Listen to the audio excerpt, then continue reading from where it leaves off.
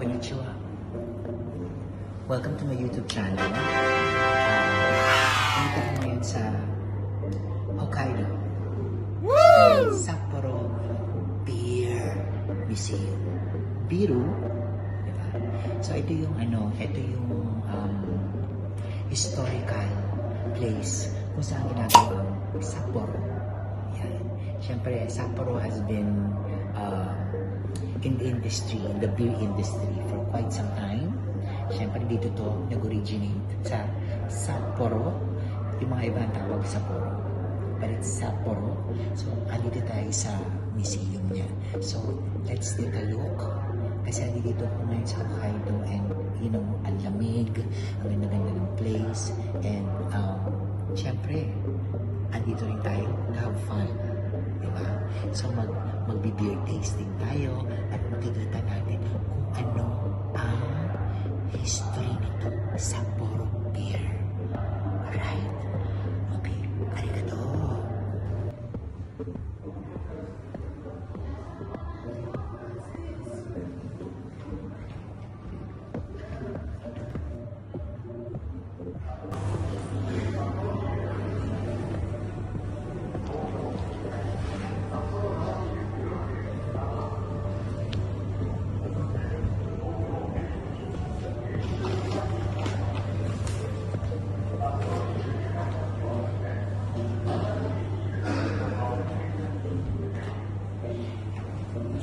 History. Bawal kasi may dito. Hokkaido is the one way. Ito ang yung history. Paano nag-evolve yung Sapporo Beer. So, paano siya nag-start? Sa 1977. Wow! Makikita mo yung change, yung evolution ng Sapporo. Wow! Pati yung logo niya.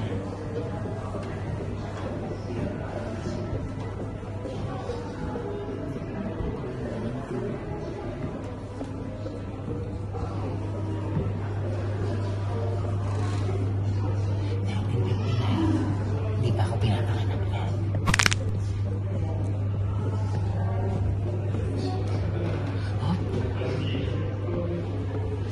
Pinanganak na ako niyan. Pero, hindi pa ako yan. Baby pa ako.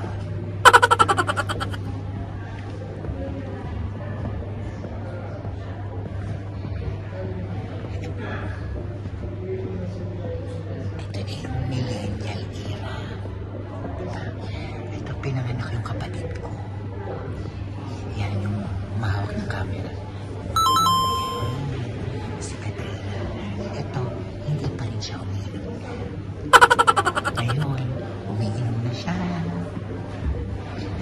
Ayan na. Tapos ito pa rin yung gamit ko. Till present. So nakita niyo, clean yung evolution. Halika, tara, silipin pa natin.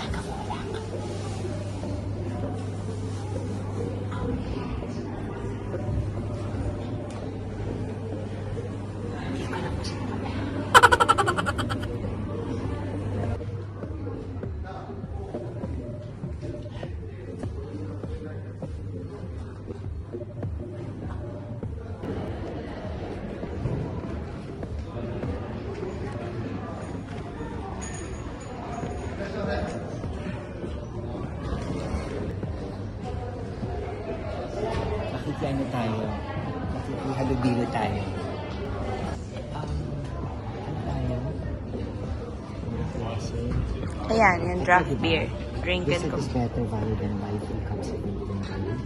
Ito, di ba? Yes.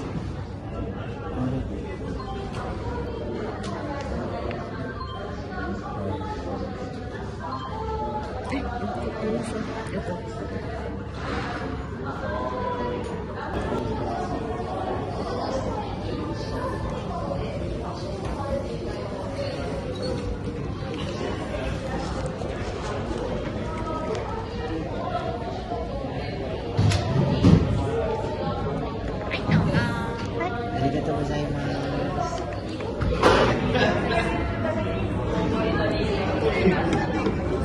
So ito yung beer tasting na tinatawag. As you can see, maraming mga tourists na pumupunta dito all over the world. At blessed kami ng kapatid ko to be here to try this. Kaya, i-enjoy lang muna namin yung moment. Cheers! O ang tawag dito, kampay or sa atin, shot. Shot. Ganyan. Tagay. Yes. So, ito yung mga klase ng beer. Yan. Hindi ko mabasa. Kayo na magbasa. Kaitakushi beer, Ito. classic, and black label. Yan. Yan yung mga... Yan. 3 types. Okay. Let's go. Taste this. Okay. Medyo dun sa set. Ang sarap ng Sapporo beer. Medyo tinamaan ako ng slide. Pero, enjoy. Ang ganda dito sa Sapporo Beer Museum. Ayan o, tinan niyo yung itsura kung gaano kaganda. Diba? Imagine niyo kapag Christmas, napakaganda dito, diba? I would love to come here again on Christmas if, syempre, pag may pagkakataon. Anyway, I hope you like yung simple vlog ko. Kumaga parang nag-share lang ako. Alam niyo naman ako, diba? As an adventurer, I always try to share my experience sa aking mga Meltics, diba? So dito sa Hokkaido, ito, isa to sa mga gusto kong i-share sa inyo. Siguro, I just want to tell all of you 3 things lang before you travel. Number 1, kailangan early pa lang mag-book na kayo ng flights.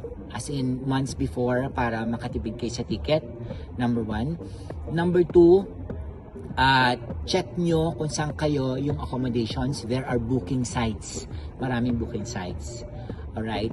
Once na na-check nyo kung saan yung location nyo, number 3, tingnan nyo kung saan yung accessibility niya.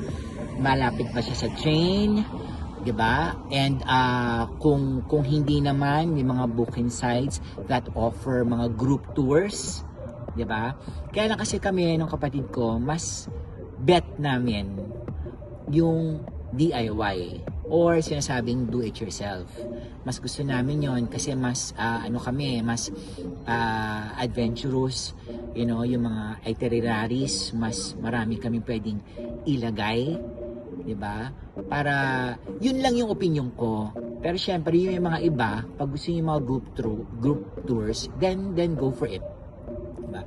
Yun lang. So, yun lang yung mga gusto kong i-point out para hindi kayo mahirapan pag magbabakasyon. Diba? It's nice to have an adventure in life once in a while. Pag kaya, why not, diba? After all, life is a journey and not a destination. God bless everybody.